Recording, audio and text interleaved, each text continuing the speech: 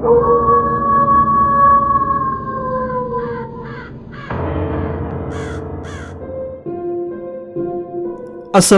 warahmatullahi wabarakatuh. Selamat malam. Kembali lagi dengan saya Tama dalam Ada Apa Gerangan. Bagaimana kabar kalian? Semoga selalu diberikan kesehatan dan juga rezeki yang cukup. Sebelumnya saya ingin mengucapkan selamat Hari Raya Idul Adha untuk teman-teman yang beragama Islam.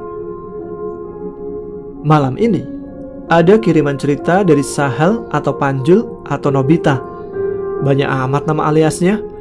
Kali ini dia mengirimkan pengalaman mistisnya ketika solo camping di sebuah bukit yang ada di desanya. Malah ketemu yang enggak gara-gara kesaklekannya. Gimana cerita lengkapnya?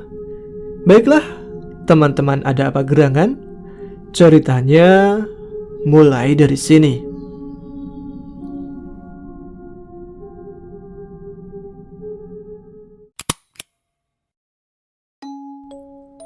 Assalamualaikum warahmatullahi wabarakatuh.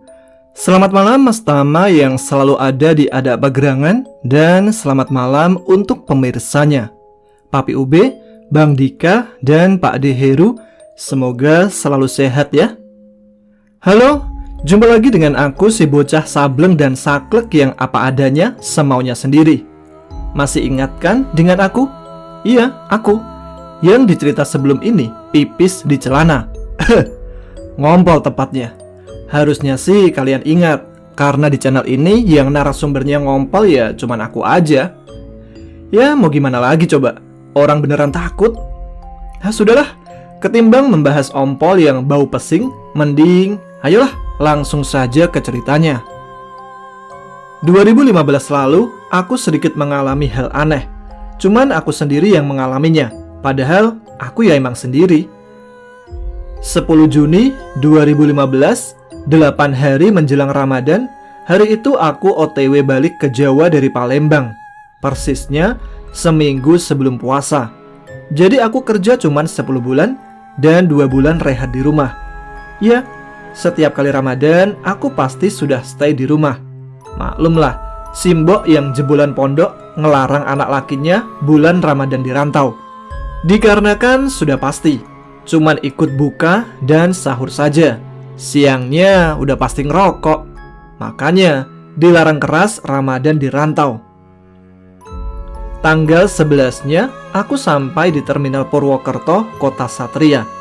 Berhubung masih siang, aku memutuskan untuk naik angkutan umum saja tanpa minta dijemput oleh saudara.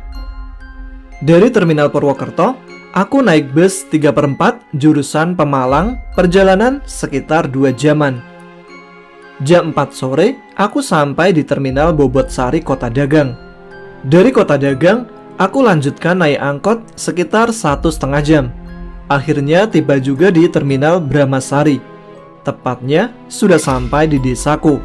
Lalu aku lanjutkan naik ojek. Oh iya, di desaku, dulu ojeknya itu pakai motor RX King. Dikarenakan medan jalan yang berbatu dan menanjak, jadi harus pakai motor-motor yang bertenaga. Serunya dulu di sini, si abang ojeknya membawa motornya udah mirip orang kesurupan gitu. Bawanya kagak kira-kira lah. Mungkin yang udah pernah naik ojek Gunung Sindoro. Kalau yang udah pernah ya kayak gitu deh rasanya. Serasa sudah dekat banget dengan malaikat Israel. Oleng dikit, bablas deh tuh nyawa. Singkatnya, aku sampai ke rumah bebarengan dengan azan maghrib. Ketika sampai rumah, ternyata rumah kosong, tidak ada tanda-tanda kehidupan. Awalnya aku mikir, masa iya aku salah masuk rumah? Perasaan aku merantau baru 10 bulan. Masa iya udah gak tahu rumah sendiri? Terduduklah aku di teras sambil ngisep sebatang rokok surya. Tak pikir lagi dan tak pikir lagi. Kok bego ya aku? Kan ini maghrib. Ibu bapak mah pasti ke masjid. Aing mah Buru-buru aku bergegas masuk ke dalam rumah dan langsung masuk kamar. Naruh tas, terus bablas tidur sampai pagi. Jam 7 pagi, aku terbangun karena berisik suara senso orang lagi nebang pohon kelapa di belakang rumah. Lalu aku beranjak dari tempat tidur menuju WC, ngelewatin ruang tamu, ruang TV, dan ruang makan. Ternyata bapak, ibu, dan Mbak Yu sedang pada sarapan. Dikira mereka, aku baru sampai ke rumah. Ibu langsung memelukku sambil mencium kening penuh debu jalananku, sambil berkata, "Pulang kok nggak ngabarin? Kan ibu bisa siapin mendoan, nak." Sambil menjabat tangan dan ku kecup punggung tangan dan telapak tangan ibuku. Kemudian bapak dan Mbak Yu juga. Aku lalu menjawab, "Lah aku pulang dari kemarin maghrib kok, masuk kamar langsung tidur." Alah, bocah edan. Aku semalam gak bisa tidur gara-gara ada suara geraman dari kamarmu, sahut Mbak Yuku. Ternyata dengkuran ngorokmu toh, sambil jewer telingaku. Karena kebetulan kamarku dan kamar Mbak Yu sebelahan tanpa plafon. Ya maaf mbak, abisnya capek banget, di bis gak bisa tidur. Angel, sahut Mbak Yuku. Lalu bapak menimpali, "Lain kali jangan kayak gitulah. Pulang tuh jangan ke kasur dulu yang dituju, tapi tangan ibumu tuh." "Nggih pak, maaf ya," jawabku. "Yaudah, ayo sarapan bareng." "Bapak apaan sih? Masih bau iler gitu suruh sarapan. Sana, bebersih dulu," sahut Mbak Yuku. Lalu aku bergegas ke kamar mandi untuk bebersih. Setelah itu, balik lagi ke meja makan. Ibu sambil nyiapin nasi buatku, mulutnya menggerutu. "Berarti kamu tuh gak sholat maghrib isya subuh ya? Sholat kok ditinggal-tinggal? Gusti Allah aja kamu tinggal, gimana bapak ibu nanti kalau udah meninggal? Ditinggal tanpa kiriman doa." Aku tidak bisa menjawabnya, hanya tertunduk. Perasaan bersalah sudah pasti ada. Lalu aku dikagetkan oleh teriakan anak kecil. "Om Panjil pulang, ye!" Sambil berlari dan memelukku. Ya, itu Naila, ponakan kesayanganku. "Om, ke Wabong yuk, pengen renang om," pintanya. "Siap bos, tapi jangan hari ini ya, hari Minggu aja," timpalku. "Gak maulah, maunya sekarang," rengeknya. "Kan om Jumatan, nanti gak Jumatan dimarahi apu kamu gimana?" "Kalau hari Minggu ke kebun stroberi juga ya om," katanya. "Siap bos kecil." Singkat cerita, seusai Jumatan, karena ibu masih terlihat kesal, aku putuskan pamitan ke bukit belakang rumah. "Bu, aku pamit ke belakang rumah ya." "Mau ngapain nak? Udah sore begini juga. Terus ditambah, emangnya gak capek kamu?" ujar ibuku. "Enggak kok bu, anakmu kan satria baja hitam, pasti kuat lah," hehe, sambil nyengir. "Udah lama nih bu, gak main ke sono, kangen suasana di atas." "Besok aja, udah sore," ibuku melarang. "Kalau besok ya kasihan Naila lah bu, kan udah janji mau ajak dia berenang," jawabku. "Emang mau nginep?" tanya ibuku. "Iya bu, nginep semalam aja, besok pagi langsung turun kok." "Ya udah, tapi hati-hati ya." "Oh, siap bu. Doamu kan selalu jadi perisai hidupku." Hehehe. "Yaudah ibu, aku pamit dulu." Ini anak ya. Satu lagi, ingat sholat jangan ditinggal." Aku iyakan saja biar gak kelamaan. Setelah mendapat izin dari ibu, aku pun langsung berangkat menuju bukit. Aku berangkat sekitar 3:30 sore. Waktu itu cuaca bersahabat. Aku cuma membawa tenda, netting, gas, dan air 2 botol. Logistik cuma mie sama singkong. Di samping rumah ketemu bapak. Sekalian aku pamit. "Pak, aku ke bukit dulu ya," sambil mencium tangan beliau. Beliau menimpali. "Yakin mau ke bukit hari Jumat?" "Yakin lah pak. Emang kenapa?" tanyaku. "Gak apa-apa, cuman kalau bisa jangan sekarang, udah sore." Di sini aku sama sekali tidak merasa curiga suatu apapun. Udah terlanjur disiapin pak, nanggung lah," jawabku.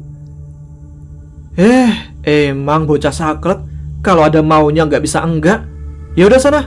Tapi ingat, di sana cuma berkunjung, nanti malah betah," ujar beliau. "Dibikin betahnya juga paling sehari 2 hari pak," jawabku. Di sini aku sebenarnya merasa bingung sih dengan omongan bapak. Maksudnya apa coba? Tapi bodo amat lah. Yang penting hari ini aku mau ngopi di atas. Lalu aku beranjak pergi. 10 menit berjalan sampai juga di area berbatasan antara perkebunan warga dan hutan pinus. Tapi hutan pinus di sini juga digarap oleh warga, ditanami batang jembut. Yang itu loh, kembangnya dibikin sapu lantai, warnanya kuning kecoklatan. Ada yang tahu nggak sih namanya di situ apa? Di sini aku bertemu dengan beberapa orang yang pulang dari mencari rumput untuk pakan kambing. Udah sore mau kemana mas? Tanyanya. Ke atas paman, cari udara segar, jawabku. Oh iya, hati-hati mas. Siap paman. Aku lanjut berjalan, papasan lagi dengan sepasang pasutri. Yang perempuan membawa pakis, yang cowok membawa kayu bakar. Mereka orang kampung sebelah. Posisi sore itu masih banyak orang yang berlalu lalang. Tapi mereka turun, aku naik. Jadi cuman ketemu orang yang papasan aja. Sampai di sini aman dan normal. Aku terus naik ke atas. Ketemu lagi sama orang. Tapi posisi dia ada di dalam gubuk. Aku lalu dipanggilnya. Mas, sini dulu. Lalu aku menghampirinya. Dia kenal dengan orang tuaku. Kamu anaknya Yayu Ruby kan? Betul sekali sampean paman. Wah, udah gede ya sekarang, ujarnya. Lawang aku dikasih makan paman, sambil nyengir kuda. Mau kemana? Bawa tas kayak gitu? Tanyanya lagi. Kemah di atas paman, jawabku. Serius? Tanyanya kaget. Lah serius lah paman, udah sampai sini masa iya bercanda? Sendirian? Dia nanya tapi sambil tengok-tengok. Iya, sendirian paman. Emang dari tadi aku kelihatan sama siapa gitu? Tanyaku. Ya enggak sih, tak kira tadi di belakang masih ada temennya. Beneran, berani sendiri di hutan? Gak takut tiba-tiba ada yang nemenin gitu? Tanyanya. Sial ini paman, kenapa malah bikin orang jadi mikir yang enggak sih? Gumamku. Aku menjawab sedapatnya aja. Berani paman? Karena gak mau niat dari bawah goyah, aku lanjut jalan aja. Paman, aku lanjut ya? Iya mas, hati-hati ya. Siap paman, jawabku. Setelah 15 menit berjalan, aku putuskan istirahat di bawah pohon pinus sambil menikmati kemuning senja di Cakrawala, ditemani sebatang rokok dan kopi yang aku bawa dari rumah. Tidak lama, aku sedang asik dalam belayan senja. Aku mendengar langkah kaki yang menuju turun, khas dengan sepatu bootnya. Ternyata memang benar, ada bapak-bapak paruh-baya. Beliau sedang membawa rumput. Lalu aku menyapa beliau dan kutawari kopi dan rokok. Beliau pun menghampiriku. Ya, beliau juga warga dari kampung sebelah. Ngapain sore-sore main di hutan, Den? Tanya beliau. Main aja Pak De, jawabku sekenanya. Kami ngobrol sambil ngerokok. Lalu beliau pamit untuk pulang. Tapi sebelum beliau pulang, beliau nitip pesan. Nanti kalau di atas ketemu bau yang gak enak, mending turun ya. Terus kalau mau tidur, api dipadamkan. Sama kalau ketemu orang pas malam, kalau dia gak nanya dulu, kamu jangan pernah untuk bertanya dulu. Kamu hati-hati, insya Allah aman. Aku cuma bisa bengong tanpa menjawab. Pikiranku belum sampai sama perkataan beliau. Di sini sebenarnya aku sudah mulai meragu. Kambing. Kok dari tadi orang-orang pada aneh sih? Perasaan gak sekali ini deh aku kesini, gumamku. Bodo amat lah, lanjut aja deh. Singkatnya, aku sampai di atas pada jam 5 lebih 20 menit. Langit masih terang, tidak ada tanda-tanda akan turun hujan. Lalu aku membangun tenda dan membuat perapian. Sayup-sayup, gema kumandang azan maghrib mulai terdengar. Aku bergegas memasak mie instan yang kubawa dari rumah. Sambil menunggu mie instan, aku memandang ke arah selatan, melihat gemerlap lampu di bawah sana yang mulai terlihat, dan di sebelah barat terlihat kemuning sang surya yang mulai ditelan malam. Pemandangan yang sangat amat luar biasa.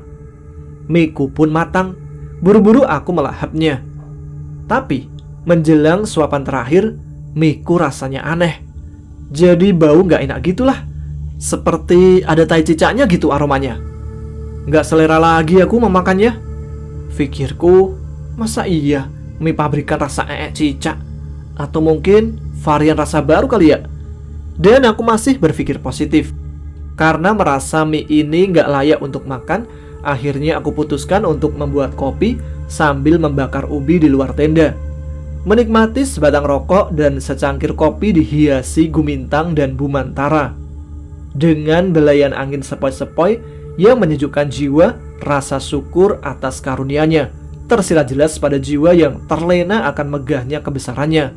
Dan kugantungkan asa pada Sang Pencipta.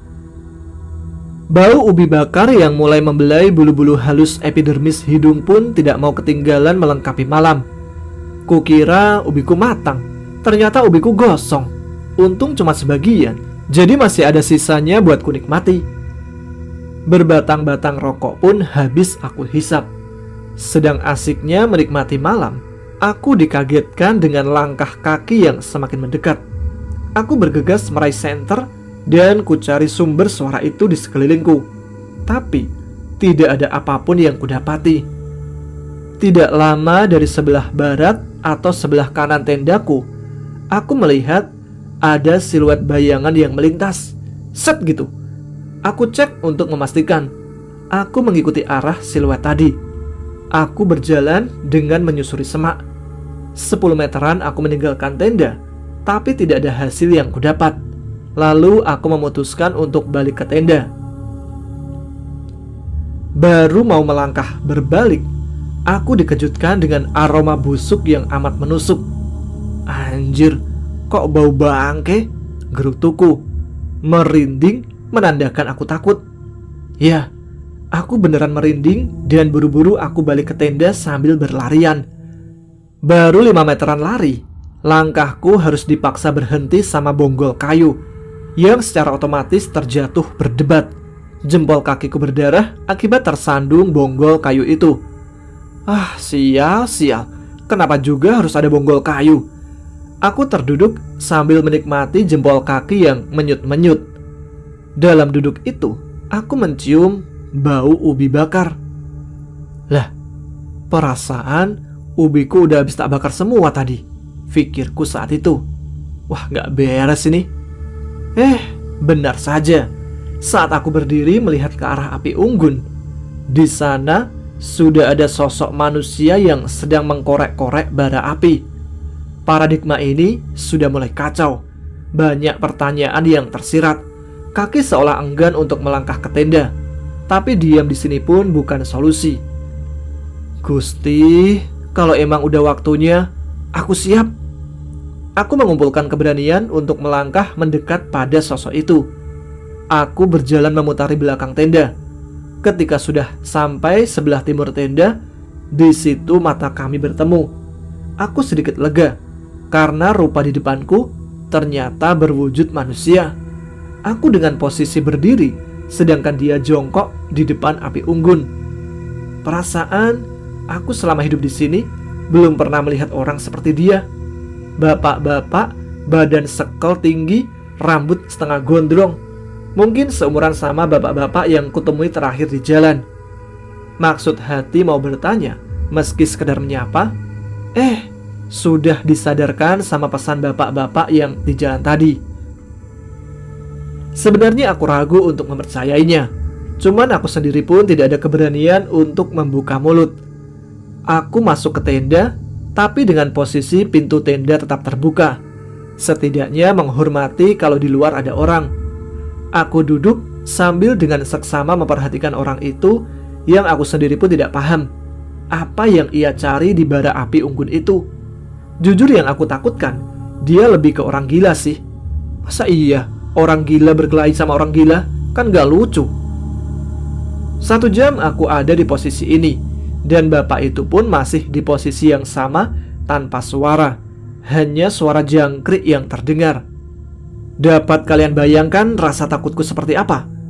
Banyak pertanyaan di kepala yang gak bisa aku ceritakan satu persatu. Aku mau nutup tenda, tapi gak enak. gak aku tutup, ya lama-lama dingin juga. Nyala api unggun pun mulai mengecil. Aku menghela nafas panjang. Lalu, tiba-tiba orang itu berkata, "Kamu siapa? Kenapa malam-malam ada di sini sendiri?" Aku hanya bisa menelan ludah tanpa bisa menjawab pertanyaan mudah itu. Rasa takut itu kembali menyelimuti. Gimana aku gak takut? Baru kali ini aku melihat orang ngomong tanpa menggerakkan bibirnya. Dan yang bikin tambah merinding, orangnya 1 meter di depanku, tapi suaranya ada di samping telinga kiriku. Suara itu biasa, tapi terasa bergema. Belum bisa aku menjawab pertanyaannya, dia sudah berkata kembali, "Gak usah takut, Den."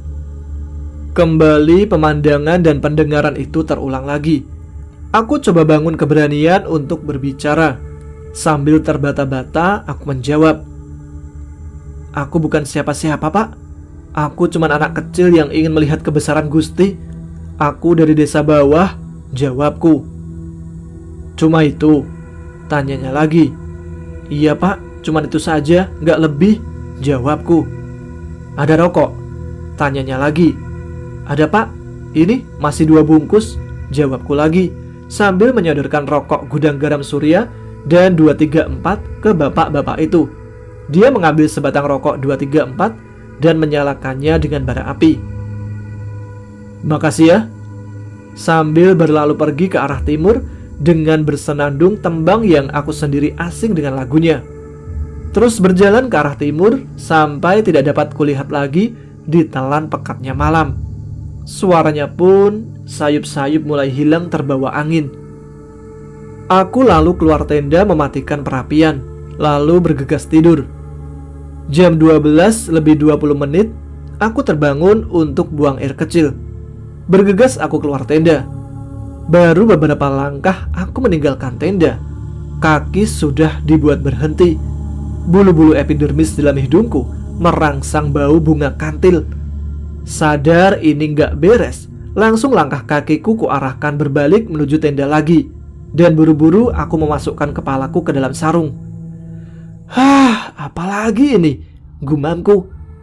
"Ayo mata, mau remaja, ayo tidur. Gusti, cepatkanlah malam ini biar aku bisa pulang." Belum selesai aku ngedumel, terdengar banyak langkah kaki yang berlalu lalang. "Wah, parah kalian, mainnya keroyokan," ujarku membatin. 15 menit, suara langkah kaki itu malah semakin banyak dan sayup-sayup. Terdengar suara orang ramai, sudah mirip seperti pasar. Aku coba memberanikan diri untuk mengeluarkan kepala dari dalam sarung. Betapa terkejutnya aku melihat kenyataan yang tidak bisa diterima akal sehat. Sejam yang lalu aku keluar masih gelap. Kenapa ini kok sudah terlihat terang benderang? Cuaca di luar sudah terik, mirip jam 8 atau 9 pagi. Sinar sang surya pun sudah menembus tenda.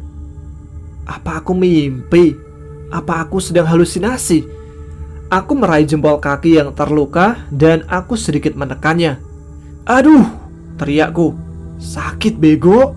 Gerutuku memarahi diri sendiri. Aku meraih air di botol, aku minum dan aku ciprat-cipratkan ke muka biar cepat sadar pikiranku. Tapi nihil juga.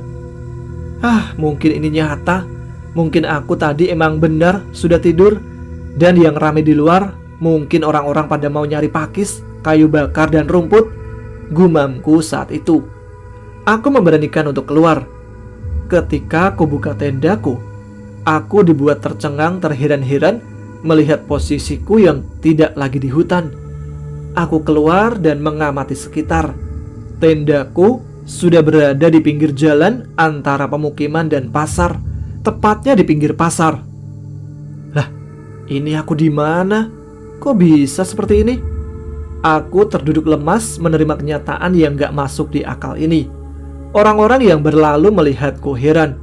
Pikirku saat itu, karena orang-orangnya normal, aku pun bergegas membereskan tenda dan peralatan lainnya. Setelah beres, aku menuju pasar, maksud hati untuk bertanya, mencari informasi posisiku sekarang ada di mana. Aku mencoba bertanya sama salah satu orang yang sedang lewat. "Pak De, maaf, ini di mana ya?" Tapi bapak itu cuma melihatku tanpa memberi jawaban seraya berlalu pergi. Orang kedua, ketiga, dan seterusnya pun begitu. Sampai aku tiba di pasar. Pasar yang benar-benar masih tradisional sekali.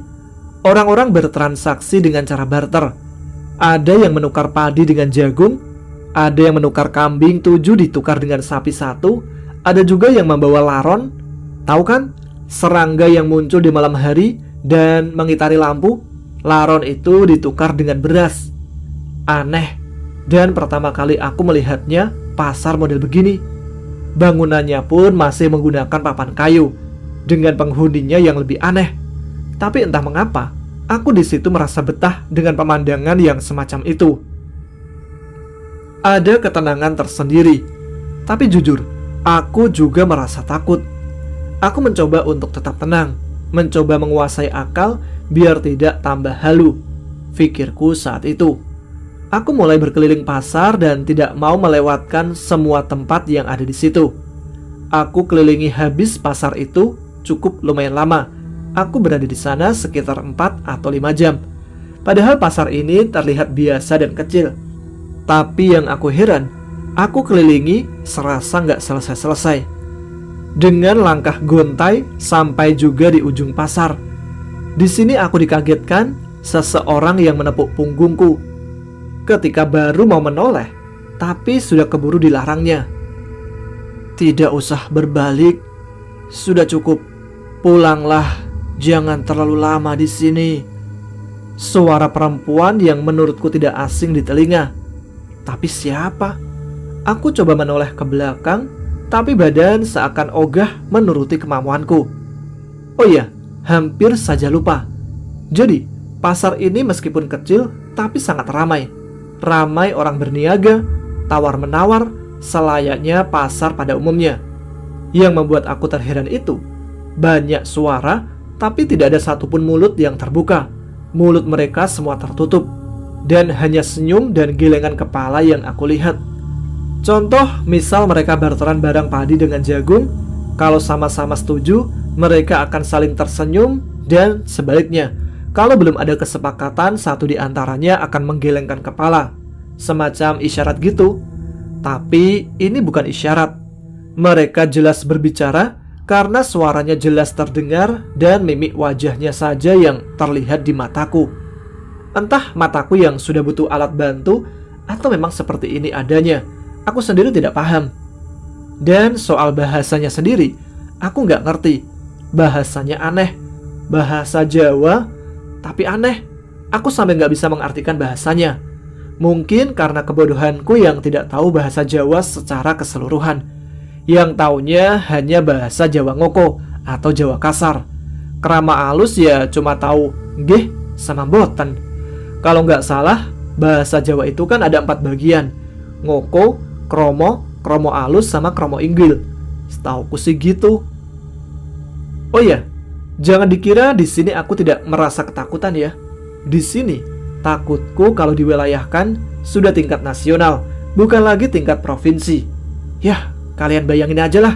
Sendiri ada anak kecil hilang di pasar yang antah berantah letaknya.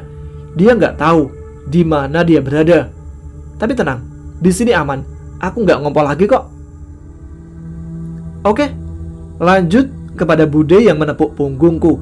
Dia melanjutkan bicaranya dan berpesan. "Jalan lurus, terus lewati pasar ini. Pertigaan depan ambil jalur kiri, arah ke hutan. Jangan ke arah perkampungan. Kalau kamu lapar, makan saja buah apa saja yang kamu temui di jalan. Dan hewan apa saja yang kamu temui di jalan.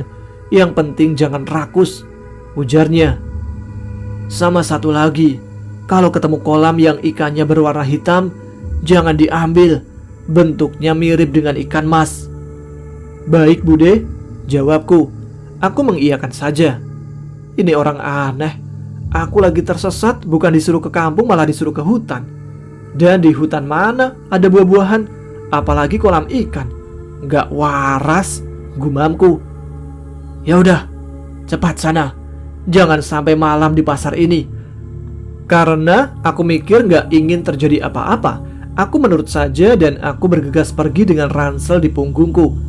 Sampai di pertigaan, sebenarnya aku ragu untuk mengikuti perintah wanita itu. Tapi mau tak langgar, aku tidak ada keberanian. Ya sudahlah, siapa tahu omongannya benar. Aku mengikuti saran perempuan itu masuk kembali ke hutan. Dengan berat hati, aku meninggalkan desa yang sudah terlihat rumahnya. Aku berjalan tanpa menoleh ke belakang, cuma tengok kanan kiri sekenanya saja. 20 menit aku berjalan sampai di pintu rimba. Hutan yang menurutku asing. Tanamannya pun bukan pinus, lebih ke hutan liar. Ada jalan setapak yang masuk menuju ke dalam hutan. Keraguan pun mulai merusak mental.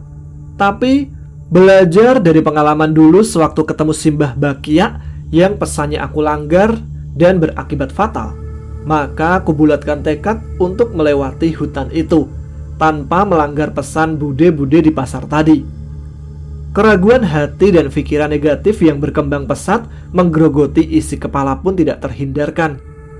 Sampai di sini, aku pun masih belum tahu harus menulis kata-kata apa untuk menggambarkan rasa takutku pada waktu itu. Aku mulai masuk dan berjalan menyusuri jalan setapak. Setelah berjam-jam jalan menanjak, aku sampai di atas bukit. Kontur tanah yang rata ditumbuhi tumbuhan yang tidak terlalu besar. Di situ ada sungai yang mengalir tenang. Aku mengambil botol air minum dan mulai mengisinya. Betapa terseponanya aku melihat sungai yang jernih ini dihuni ribuan ikan. Aku mencoba menangkapnya dengan umpan sisa mie instan yang tinggal 2 bungkus di ransel. Ternyata mudah sekali menangkap ikan di sungai ini. Aku mengambil 2 ekor, lalu aku bakar dan aku memutuskan mendirikan tenda di pinggir aliran sungai. Dengan lahapnya, aku memakan ikan bakar itu sampai nambah ngambil lagi di sungai. Merasa sudah cukup, aku pun memutuskan untuk tidur. Aku melewati malam dengan rasa was-was, karena wewangian yang aneh-aneh pun hinggap di hidung. Ditambah lagi teriakan orang yang memanggil-manggil namaku dan sesekali tertawa, seolah tawanya itu sedang mengejekku yang sedang ketakutan. Aku pasrahkan hidup matiku hanya padamu ya Rob, doaku saat itu. Semua sudah kehendakmu. Aku percaya rencanamu jauh lebih indah. Karena masih lelah, aku pun tertidur.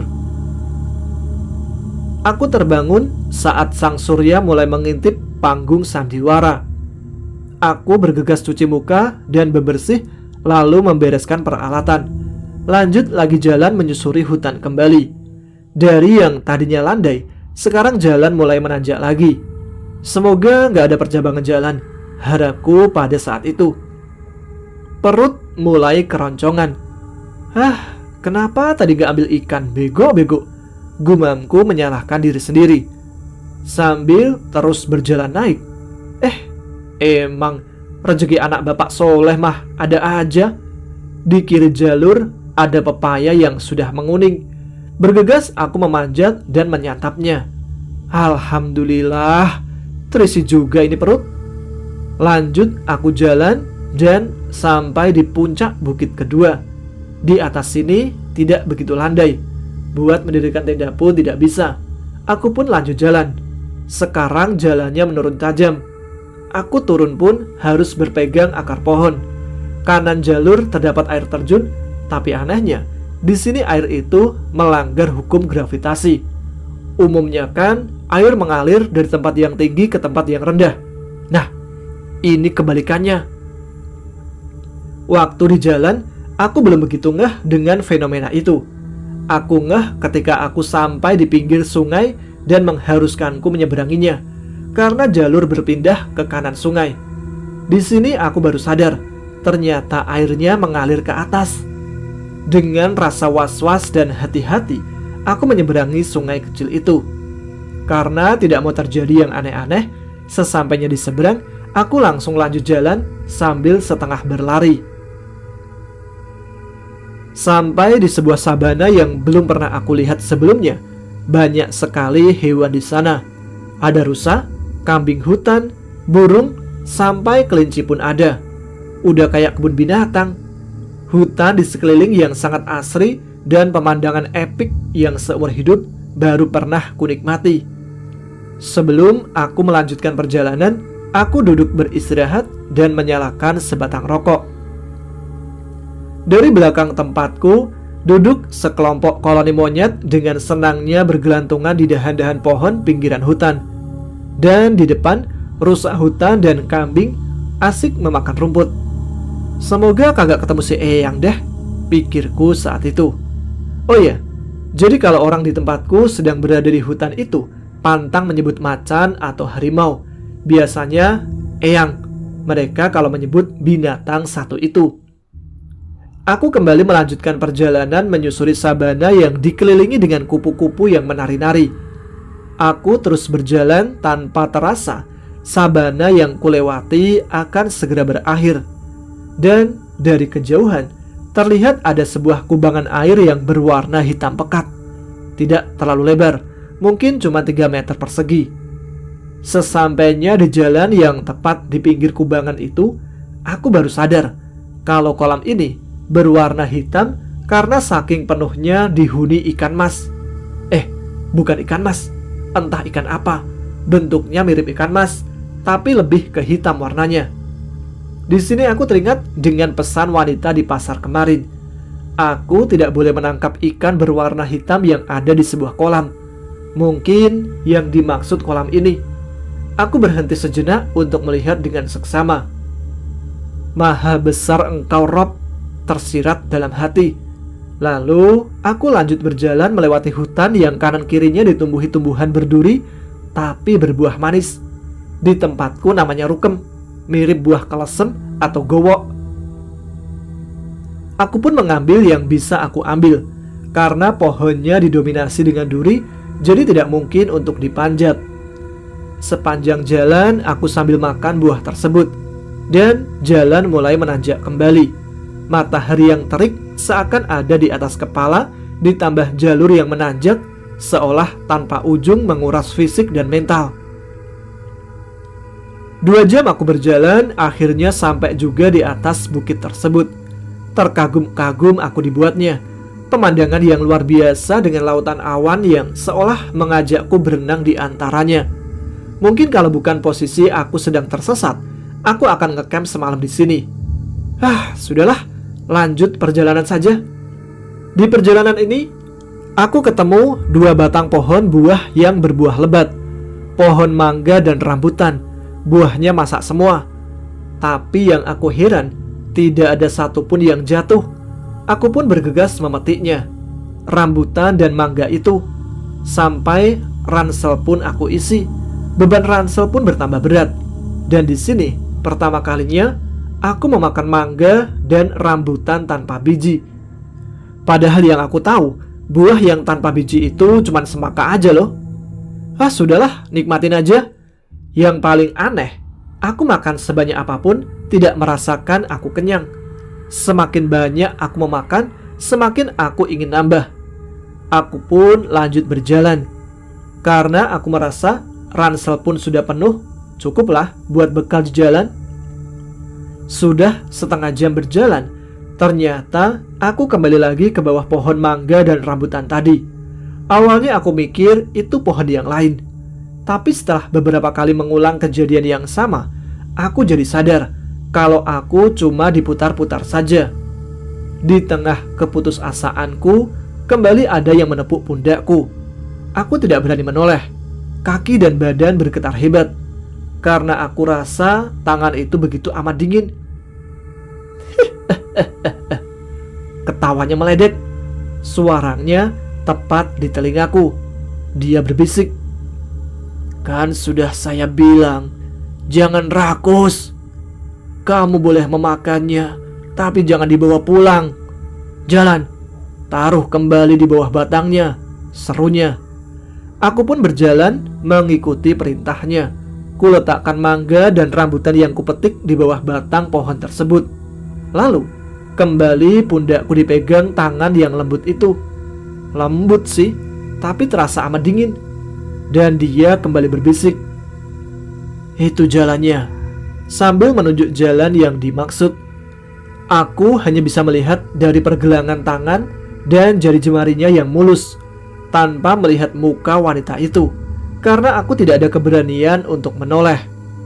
Dan benar saja, baru 15 menit aku berjalan, aku sudah di atas tempat yang 2 hari lalu aku mendirikan tenda.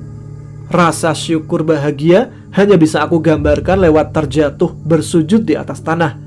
Tetesan air mata pun berlinang dengan sendirinya.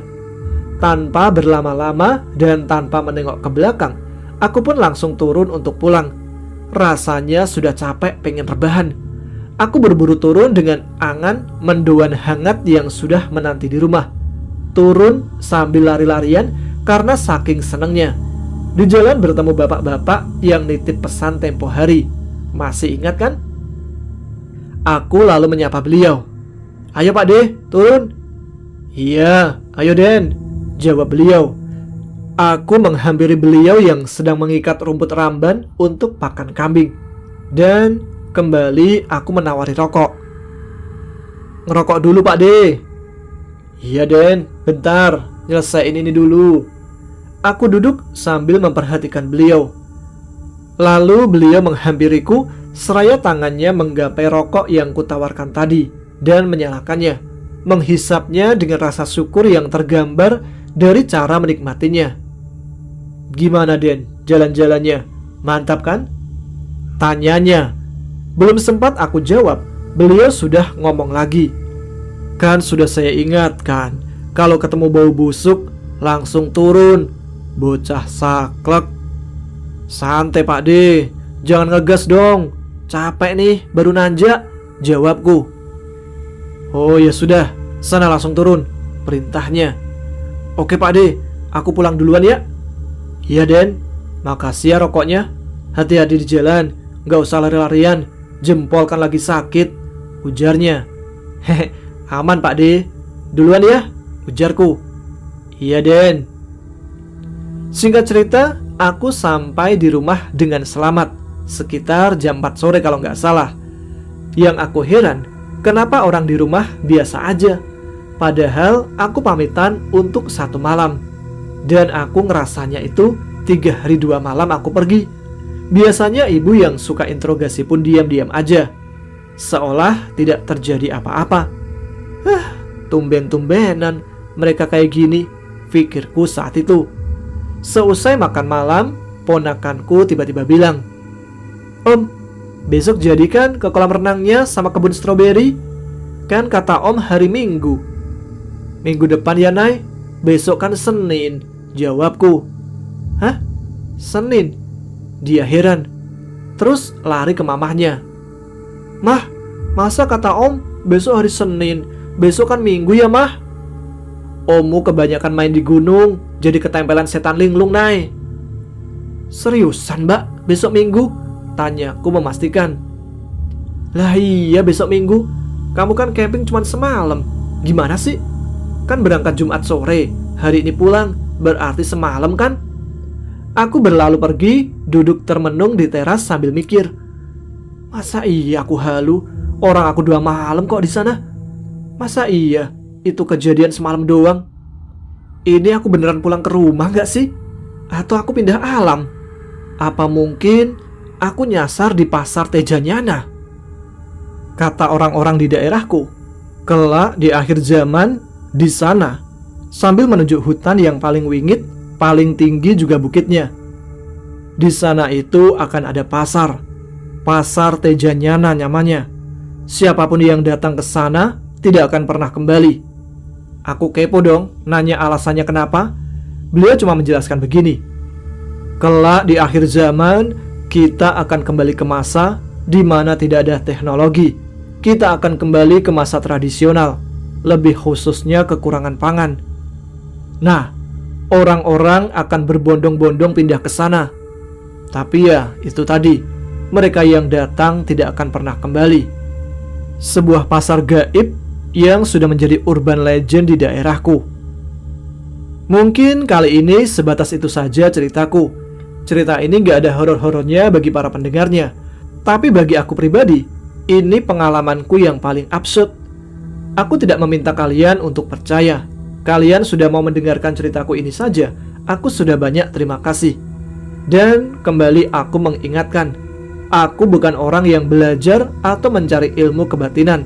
Aku mengalami itu semua karena kebetulan saja. Kalaupun itu tidak kebetulan, berarti itu memang garis hidup yang aku harus alami kejadian seperti itu. Mungkin karena kebanyakan dosa kali ya. Makanya Allah mempertemukan aku dengan makhluk-makhluknya yang semacam itu. Atau mungkin memang diri ini memang seperti mereka. Bodoh amat lah. Mau jin atau manusia, sama aja. Sama-sama ciptaan Allah Subhanahu wa Ta'ala. Untuk pemirsa Ada Apa Gerangan, terima kasih kalian sudah berkenan meluangkan waktunya untuk mendengarkan cerita ini. Dan untuk Mas Tama yang sudah berkenan membacakan ceritaku, aku ucapkan terima kasih. Semoga ceritaku ini tidak membuat channel Mas Tama jadi sepi ya. Hehe. Sukses terus untuk Ada Apa Gerangan. Sahal Rubiah Bekti mohon undur diri. Wassalamualaikum warahmatullahi wabarakatuh.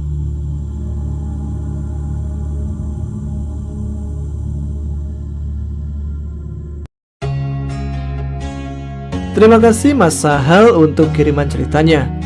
Ditunggu cerita selanjutnya. Oh iya, kalian juga bisa menyimak video solo camp atau pendakian Sahal di channel YouTube Sahal Melaku-Melaku. Dan terima kasih kepada teman-teman yang sudah menyimak episode ini. Nantikan kisah-kisah misteri selanjutnya. Ayo subscribe channel Ada Apa Gerangan bagi yang belum. Tuliskan komen kalian. Tunjukkan eksistensimu. Saya Tama pamit. Tetap semangat. Jaga kesehatan. Selamat malam. Selamat beristirahat. Wassalamualaikum warahmatullahi wabarakatuh.